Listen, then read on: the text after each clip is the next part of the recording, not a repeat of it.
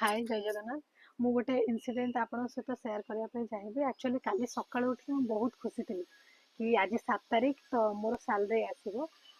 କିନ୍ତୁ 3-4 ଘଣ୍ଟା ପରେ ମୋ ସହିତ ଗୋଟେ ବହୁତ ବଡ଼ ଇନସିଡେଣ୍ଟ ହେଲା, ଯୋଉଟାକି ମୋ ମନଟା ଭାରି ଦୁଃଖ ହେଇଗଲା। ଏଇଟା ହେଉଛି ସେଇ ଫୋନ୍ ଯୋଉଟାକି ମୁଁ ମୋ ନିଜ ସାଲାରୀରେ ଯେତେବେଳେ ଜବ୍ କରୁଥିଲି ମୁଁ କିଣିଥିଲି। ତ ଏଇଟା ଭିଡ଼ିଓ କଲା ବେଳେ ମୋ ହାତରୁ ଖସିକି ଏମିତି ଚୂନା ହେଇଗଲା। ତ ମନ ବହୁତ ଦୁଃଖ ହେଲା, କାରଣ ମୁଁ ଯେହେତୁ ଏଇଟା ନିଜ ପଇସାରେ ମୁଁ କିଣିଥିଲି। କଷ୍ଟ ଅର୍ଜିତ ଧନ ଯେତେବେଳେ ନଷ୍ଟ ହେଇଯାଏ ତ ସେଟା କେତେ ଦୁଃଖ ହୁଏ ଆପଣ ନିଶ୍ଚିନ୍ତ ଜାଣିପାରୁଥିବେ। କମେଣ୍ଟ କରିକି ନିଶ୍ଚିନ୍ତ ଜଣେଇବେ।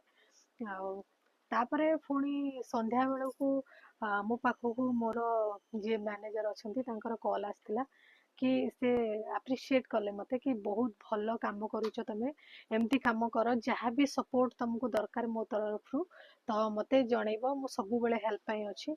ତ ମନ ଟିକେ ଖୁସି ହେଇଗଲା କି ନାଇଁ ମୁଁ କାମ କରୁଛି, କିଏ ମୋତେ ଆପ୍ରିସିଏଟ୍ କରୁଛି।